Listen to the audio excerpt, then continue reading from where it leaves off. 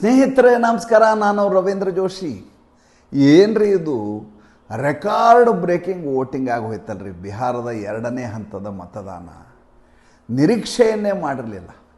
ಮೊದಲ ಹಂತದ ಮತದಾನ 64.4% ಆದಾಗಲೇ ಜನ ಕಕ್ಕಾಬಿಕ್ಕಿಯಾಗಿದ್ದರು. ಇದೇನಿದು ಈ ರೀತಿಯಾಗಿ ಮತದಾನ ಆಗಿದ್ದೇ ಆದರೆ ನರೇಂದ್ರ ಮೋದಿ ಮತ್ತು ನಿತೀಶ್ ಕುಮಾರ್ಗೆ ಇನ್ನಿಲ್ಲದ ಹಾಗೆ ಅನುಕೂಲ ಆಗಿಬಿಡತ್ತೆ.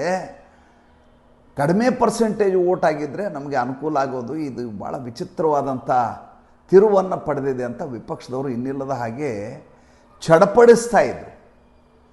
ಎರಡನೇ ಹಂತದ ಮತದಾನ ಸಂದರ್ಭದಲ್ಲಿ 11ನೇ ತಾರೀಕು ಅದರ ಹಿಂದಿನ ದಿವಸ ಅತಿ ದೊಡ್ಡದಾದಂಥ ಆಘಾತಕಾರಿ ಬೆಳವಣಿಗೆ ದಿಲ್ಲಿಯಲ್ಲಿ ಆಗುತ್ತೆ. ಭಾಳ ದೊಡ್ಡದಾದಂಥ ಬಾಂಬ್ ಸ್ಫೋಟ ಆಗುತ್ತೆ. ಇಡೀ ದೇಶ ತತ್ತರಿಸಿ ಹೋಗುತ್ತೆ. ಸ್ವತಃ ನರೇಂದ್ರ ಮೋದಿ ಮತ್ತು ಅಮಿತ್ ಶಾ ಈ ಘಟನೆಯಿಂದ ತಲ್ಲಣಗೊಂಡು ಬಿಡ್ತಾರೆ. ಇದು ಚುನಾವಣೆಯ ಮೇಲೆ ಭಾಳ ದೊಡ್ಡದಾದಂಥ ಪರಿಣಾಮ ಬೀರುತ್ತೆ ಅಂತ ನಿರೀಕ್ಷೆಯನ್ನು ಮಾಡಲಾಗಿತ್ತು. ಕಾರಣವೂ ಹಲವಾರಿದ್ದು. ಕಾರಣ ಏನಪ್ಪ ಅಂತಂದರೆ, ದಿಲ್ಲಿಯಲ್ಲಿ ಬೀಡು ಬಿಟ್ಟಿರುವಂಥ ಬಿಹಾರದ ಕಾರ್ಮಿಕರೇನಿದ್ದಾರೆ ಅವರು ಹಲವಾರು ಜನ ಮೃತರಾದರೆ ಅದು ಚುನಾವಣೆಯ ಮೇಲೆ ನೇರವಾದ ಪರಿಣಾಮವನ್ನು ಬೀರುತ್ತೆ. ಇದರಿಂದ ಅಮಿತ್ ಶಾ ಮತ್ತು ನರೇಂದ್ರ ಮೋದಿ ಅವರಿಗೆ ದೊಡ್ಡ ಹೊಡೆತ ಬೀಳುತ್ತೆ ಅನ್ನುವಂಥ ಲೆಕ್ಕಾಚಾರವನ್ನು ವಿಪಕ್ಷದವರು ಮಾಡ್ತಾಯಿದ್ರು. ಇನ್ನು ನರೇಂದ್ರ ಮೋದಿ ಅವರು ಗೆಲ್ತಾರೆ ಅಂತ ನಿರೀಕ್ಷೆ ಮಾಡಿದಂಥ ಒಂದಷ್ಟು ಜನ ಚಡಪಡಿಸುವ ಎಡಚರ್ಯೇನಿದ್ರು ಅವರು ಬೇಕು ಅಂತಲೇ ಚುನಾವಣೆಯ ಸಂದರ್ಭದಲ್ಲಿಯೇ ಉಗ್ರರಿಗೆ ಹೇಳಿ ಈ ರೀತಿಯಾದಂಥ ಬಾಂಬ್ ಸ್ಫೋಟವನ್ನು ನರೇಂದ್ರ ಮೋದಿ ಮತ್ತು ಅಮಿತ್ ಶಾ ಮಾಡಿಸಿದ್ದಾರೆ ಅಂತ ಟ್ವೀಟ್ಗಳನ್ನು ಮಾಡಲಿಕ್ಕೆ ಶುರು ಮಾಡಿದರು. ನನಗೆ ಭಾಳ ಆಶ್ಚರ್ಯ ಆಗಿದ್ದದೆ. ಇಷ್ಟು ದಿವಸ ಅಸಾದುದ್ದೀನ್ ಓವೈಸಿಗೆ ನೀವು BJPಯ ಬಿ ಟೀಮ್ ಅಂತೀರಿ, ಒಪ್ತೀನಿ. ಮಾಯಾವತಿಗೆ ಉತ್ತರ ಪ್ರದೇಶದಲ್ಲಿ BJPಯ ಬಿ ಟೀಮ್ ಅಂತಿದ್ರಿ, ಒಪ್ಪೋಣ. ಯಾವನೋ ಪುಲ್ವಾಮಾದಲ್ಲಿರುವಂಥರು ಉಗ್ರ ಭಾರತ ದೇಶದ ರಾಜಧಾನಿ ಅಂತ ದಿಲ್ಲಿಯಲ್ಲಿ ಬಿಹಾರದ ಚುನಾವಣೆಯ ಹಿಂದಿನ ದಿವಸ ಬಂದು ಬಾಂಬ್ ಬ್ಲಾಸ್ಟ್ ಮಾಡಲಿಕ್ಕೆ ನರೇಂದ್ರ ಮೋದಿ ಅವ್ರ ಜೊತೆ ಹಫ್ತಾ ತಗೋತಾನೆ ಅಥವಾ ಸುಪಾರಿ ತಗೋತಾನೆ ಅಂತಂದರೆ ಯಾರಾದರೂ ನಂಬಲಿಕ್ಕೆ ಸಾಧ್ಯ ಇದೆ ಅನ್ರಿ. ಆದರೆ ಕೋತಪ್ರೋತ ಆಲೋಚನೆ ಮಾಡುವಂಥ ಎಡಚರರು ಏನು ಬೇಕಾದರೂ ಕಮೆಂಟ್ ಹಾಕ್ಬೋದು.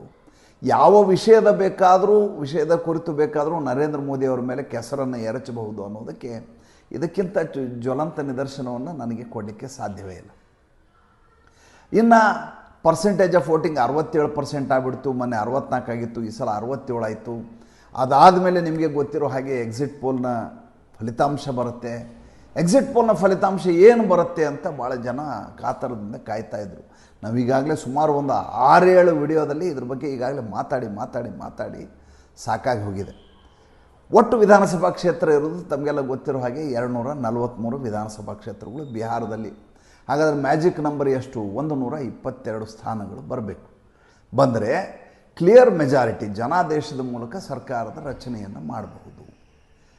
ಇರೋದು 2 ಮುಖ್ಯವಾದಂಥ ಪಕ್ಷಗಳು. ಒಂದು NDA ಕೂಟ, ಇನ್ನೊಂದು ಮಹಾಗಠಬಂಧನ್ ಅಂತೇಳಿ. ಇಷ್ಟು ದಿವಸ ಫಸ್ಟ್ಗೆ UP ಅಂತ ಇದ್ದರು, ಅದಾದಮೇಲೆ ಇಂಡಿಯಾ ಅಲಯನ್ಸ್ ಅಂದರು. ಬಿಹಾರದ ಸಂದರ್ಭದಲ್ಲಿ ಅದು ಮಹಾಗಠಬಂಧನ್ ಆಯಿತು. ಅದೇ ಮಹಾರಾಷ್ಟ್ರಕ್ಕೆ ಹೋದರೆ ಮಹಾವಿಕಾಸ್ ಅಘಾಡಿ ಅಂತ ಕರೆಸ್ಕೊಳತ್ತೆ. ಇನ್ನೊಂದು ಸಂದರ್ಭದಲ್ಲಿ ಅದು ಇಂಡಿಯಾ ಅಲಯನ್ಸ್ ಅನ್ಸ್ಕೊಳತ್ತೆ. ಹೀಗೆ ತರಹೇವಾರಿ ಈ ಅಲಿಯಾಸ್ ಅಂತ ಹೆಸರುಗಳನ್ನ ಇಡ್ತಾರಲ್ಲ, ಆ ರೀತಿ ಅಲಿಯಾಸ್ ಅನ್ನುವ ರೀತಿಯ ಮಹಾಗಠಬಂಧನ್. ಈ ಮಹಾಗಠಬಂಧನಕ್ಕೆ ಎಷ್ಟು ಸೀಟ್ ಬರ್ತವೆ? ಏಕೆಂದರೆ ಅಲ್ಲಿ ಇಬ್ಬರು ಪ್ರಭೃತಿಗಳಿದ್ದಾರೆ. ಒಬ್ಬರು ತೇಜಸ್ವಿ ಯಾದವ್, ಒಬ್ಬರು ರಾಹುಲ್ ಗಾಂಧಿ ಅವರು ನರೇಂದ್ರ ಮೋದಿ ಅವರಿಗಿಂತ ಮುಂಚೆ ಹೋಗಿ ಅಲ್ಲಿ ವೋಟ್ ಚೋರಿ ಯಾತ್ರೆ ಮಾಡಿ ಬಂದಿದ್ದಾರೆ, ವೋಟ್ ಅಧಿಕಾರ ಯಾತ್ರೆ ಮಾಡಿದ್ದಾರೆ. ನೇರವಾಗಿ ಆರೋಪ ಮಾಡಿದ್ದಾರೆ. ಈ ದೇಶದ ಪ್ರಧಾನಿಯ ಮೇಲೆ, ಈ ದೇಶದ ಚುನಾವಣಾ ಆಯೋಗದ ಮೇಲೆ ಆರೋಪ ಮಾಡಿದ್ದಾರೆ. ವೋಟ್ ಚೋರಿ ಗದ್ದಿ ಚೋರಿ ಅಂತ ಎಲ್ಲ ಕಡೆ ಹೇಳ್ಕೊಂಡು ಓಡಾಡಿದ್ದಾರೆ. ಅವ್ರ ಹತ್ರ ಒಬ್ಬ ಮಗು ಬಂದು ಹೇಳ್ತಂತೆ, 6-7 ವರ್ಷದ ಮಗು ಬಂದು ಕಿವಿಯಲ್ಲಿ ಪಿಸುಗುಡ್ತಂತೆ. ಏನು ಅಂತ ಕೇಳಿದ್ರೆ ವೋಟ್ ಚೋರಿ ಗದ್ದಿ ಚೋರಿ ಅಂತೇಳಿ ಓಡೋಗ್ಬಿಡ್ತಂತೆ.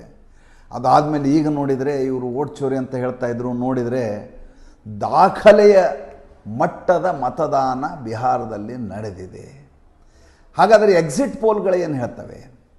ಎಕ್ಸಿಟ್ ಪೋಲ್ನ ಅವರು ಈ ಬಾರಿ ಸಮೀಕ್ಷೆಯನ್ನು ಮಾಡಲಿಕ್ಕೆ ಹಿಂದೇಟು ಹಾಕಿದ್ದಾರೆ. ಸುಮಾರು ಒಂದು 6-7 ಸಂಸ್ಥೆಗಳು ಮಾತ್ರ ಮಾಡಿದ್ದಾವೆ.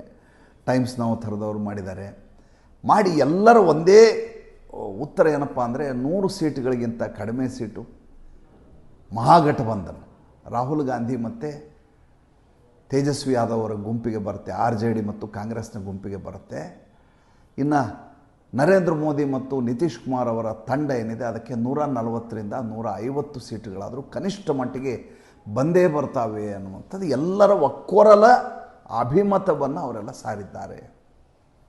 ಈಗ ಈ ಎಕ್ಸಿಟ್ ಪೋಲ್ ಮಾಡುವಂಥ ಸಮೀಕ್ಷೆಕಾರರಿದ್ದಾರಲ್ಲ, ಅವರು ಭಾಳ ಹುಷಾರಾಗಿಬಿಟ್ಟಿದ್ದಾರೆ. ಯಾಕೆಂದರೆ ಲೋಕಸಭಾ ಚುನಾವಣೆಯ ಸಂದರ್ಭದಲ್ಲಿ ಜೂನ್ನಲ್ಲಿ ಇವರು ಸಂಪೂರ್ಣವಾಗಿ ಮುಗ್ಗರಿಸಿ ಬಿದ್ದರು. ಯಾವ ಮಟ್ಟಿಗೆ ಮುಗ್ಗರಿಸಿ ಬಿದ್ದರು ಅಂದರೆ, ನರೇಂದ್ರ ಮೋದಿ 350 ಸೀಟುಗಳನ್ನ ಭಾಳ ಸುಲಭವಾಗಿ ಗೆದ್ದು ಬಿಡ್ತಾರೆ ಅಂತ ಹೇಳಿದಂಥವ್ರು, ಯಾವಾಗ ನರೇಂದ್ರ ಮೋದಿ 240 ಸೀಟುಗಳಿಗೆ ಸಂತೃಪ್ತಿ ಪಟ್ಟುಕೊಳ್ಳುವಂಥ ಸಂದರ್ಭ ಬಂದು ಒದಗಿತ್ತು, ಅವ್ರ ಹತ್ರ ಉತ್ತರ ಹೇಳಲಿಕ್ಕೆ ಆವಾಗ ತರ್ಕಬದ್ಧವಾಗಿ ಹೇಳಲಿಕ್ಕೆ ಏನೂ ವಿಷಯಗಳು ಉಳಿದಿರಲಿಲ್ಲ. ಆಮೇಲೆ ಯಾವ ಮಾದರಿಯನ್ನು ಬಳಸಿ ಈ ಪ್ಯಾರಾಮೀಟರ್ನಲ್ಲಿ ಈ ಎಕ್ಸಿಟ್ ಪೋಲ್ ಮಾಡ್ತೀರಿ ಅಂತ ಕೇಳಲಿಕ್ಕೆ ಅವ್ರ ಹತ್ರ ಯಾವುದೇ ರೀತಿಯ ದಾಖಲೆಗಳಿರೋದಿಲ್ಲ. ಸ್ಯಾಂಪಲ್ ಸರ್ವೆ ಅಂತ ಹೇಳ್ತಾರೆ. ಮಹಿಳೆಯರ ಸಂಖ್ಯೆ ಎಷ್ಟಾಗಿದೆ, ಜಾತಿವಾರು ವೋಟಿಂಗ್ ಎಷ್ಟಾಗಿದೆ, ಈ ಲೆಕ್ಕಾಚಾರವನ್ನು ಮಾಡಿ ಪರ್ಮ್ಯುಟೇಷನ್ ಕಾಂಬಿನೇಷನ್ ಅಂತ ಮಾಡಿ ಒಂದು ಫಲಿತಾಂಶವನ್ನು ಕೊಡ್ತಾರೆ. ಇವ್ರದ್ದೆಲ್ಲ ಭಾಳ ಚೆನ್ನಾಗಿರುತ್ತೆ. ಹೇಗೆಂದರೆ ಈ ಜ್ಯೋತಿಷ್ಯ ನೋಡಿಯವರು ಒಂದು ಮಾತನ್ನು ಹೇಳ್ತಾರೆ, ಭವಿಷ್ಯ ಹೇಳೋರು. ಏನಂದರೆ ಅವರ ಭವಿಷ್ಯ ಹೇಗಿರುತ್ತೆ ಅಂತಂದರೆ, ನಿಮಗೆ ಏನಾದರೂ ತೊಂದರೆ ಆಗೋದಾದರೆ ಇನ್ನೊಂದು ತಿಂಗಳಲ್ಲಿ ಆಗುತ್ತೆ, ಇಲ್ಲದೆ ಹೋದರೆ ಯಾವುದೇ ಸಮಸ್ಯೆ ಇಲ್ಲ ನಿಮಗೆ ಅಂತಾರೆ. ನಿಮಗೆ ಮುಂದಿನ ತಿಂಗಳು ಸಮಸ್ಯೆ ಆಗುವ ಸಾಧ್ಯತೆ ಇದೆ ಡಿಸೆಂಬರಲ್ಲಿ. ಆಗಲಿಲ್ಲ ಅಂದರೆ ನೀವು ಆ ಕಂಟಕವನ್ನು ತಪ್ಪಿಸ್ಕೊಂಡ್ಬಿಟ್ರೆ ಮುಂದೆ ನಿಮ್ಗೆ ಯಾವುದೇ ಸದ್ಯಕ್ಕೆ ಸಮಸ್ಯೆ ಇರೋದಿಲ್ಲ ಅಂತಾರೆ. ಸದ್ಯಕ್ಕೆ ಸಮಸ್ಯೆ ಇರೋದಿಲ್ಲ ಅಂತ. ಕಂಟಕ ಒದಗಿದ್ರೂ ಅವರ ಭವಿಷ್ಯ ನಿಜ ಆಗತ್ತೆ.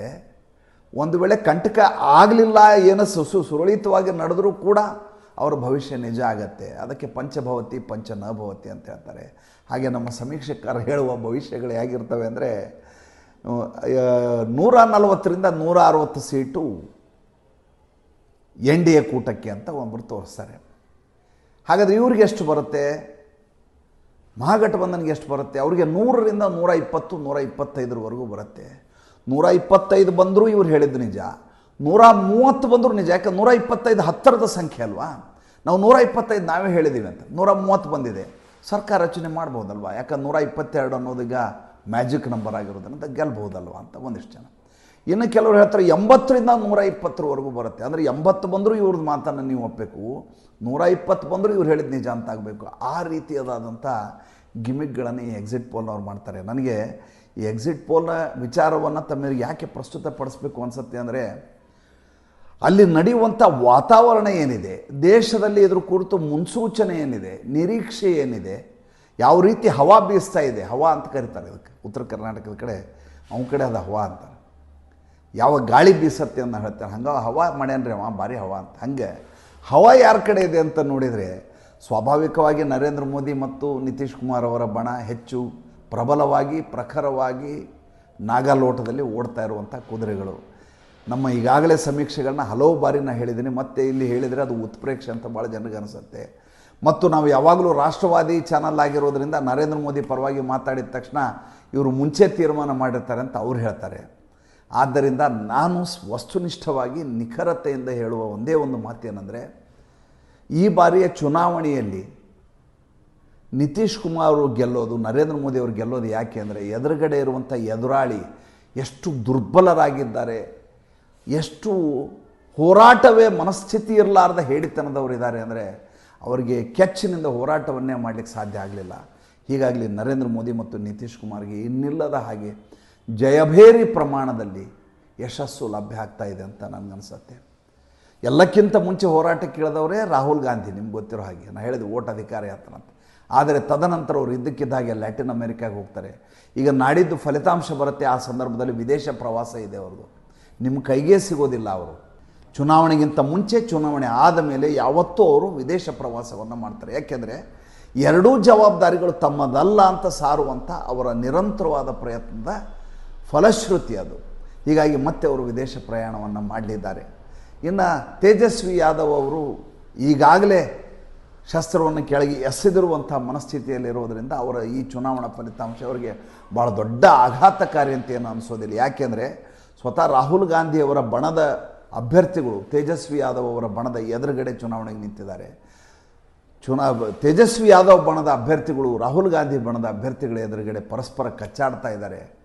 ಹೀಗಾಗಿ ಇಬ್ಬರ ನ್ಯಾಯ ಮೂರನೇದವರಿಗೆ ಆಯ ಅನ್ನುವ ಹಾಗೆ ನರೇಂದ್ರ ಮೋದಿಯವರ ನಿರಂತರವಾದಂಥ ಜನಪ್ರಿಯತೆ ಮತ್ತು ಸಮಚಿತ್ತದಿಂದ ಸರ್ಕಾರವನ್ನು ನಡೆಸ್ಕೊಂಡು ಹೋಗಿರುವಂಥ ಸುಶಾಸನ್ ಬಾಬು, ಎರಡೂ ಭಾಳ ದೊಡ್ಡ ಮಟ್ಟದಲ್ಲಿ ಕೆಲಸ ಮಾಡಿದ್ದಾವೆ. ಗಬ್ಬರ್ ಸಿಂಗ್ ಆಯಾ ಅಂತ ತೇಜಸ್ವಿ ಯಾದವ್ ಅವರ ಹೊಸ ಏನು ಸ್ಲೋಗನ್ ಇದೆಯಲ್ಲ, ಅದು ಭಾಳ ದೊಡ್ಡ ಮಟ್ಟದ ಏಟನ್ನು ಅವರಿಗೆ ನೀಡಿದೆ. ರಾಹುಲ್ ಗಾಂಧಿಯವರ ನಿರಂತರವಾದಂಥ ವೋಟ್ ಚೋರಿ ಅನ್ನುವಂಥ ಅಭಿಯಾನ ಏನಿದೆ, ಅದು ಇಡೀ ಚುನಾವಣಾ ಪ್ರಕ್ರಿಯೆಗೆ ದೊಡ್ಡ ಅಡ್ಡಗಾಲಾಗಿ ಪರಿಣಮಿಸ್ತು ಅಂತ ತಜ್ಞರು ಹೇಳ್ತಾ ಇದ್ದಾರೆ. 3 ದಿವಸ ಇದೆ, 14ನೇ ತಾರೀಕು ನಾವು ನೀವು ಕೂತು ಇದೇ ಮಾತುಗಳನ್ನ ಹರಟೆ ಹೊಡೆಯೋಣ, ನಡೆದಂಥ ವಿದ್ಯಮಾನಗಳನ್ನು ಹಂಚಿಕೊಳ್ಳೋಣ. ಒಳ್ಳೆಯದಾಗಲಿ ದೇಶಕ್ಕೆ ಅಂತ ಹಾರೈಸ್ತಾ ಇವತ್ತಿನ ಸಂಚಿಕೆಯನ್ನು ಮುಗಿಸ್ತಾ ಇದ್ದೇನೆ. ಸಂಚಿಕೆ ಹೇಗೆ ಅನ್ನಿಸ್ತು ದಯವಿಟ್ಟು ಕಮೆಂಟ್ ಮಾಡಿ. ನಮಸ್ಕಾರ.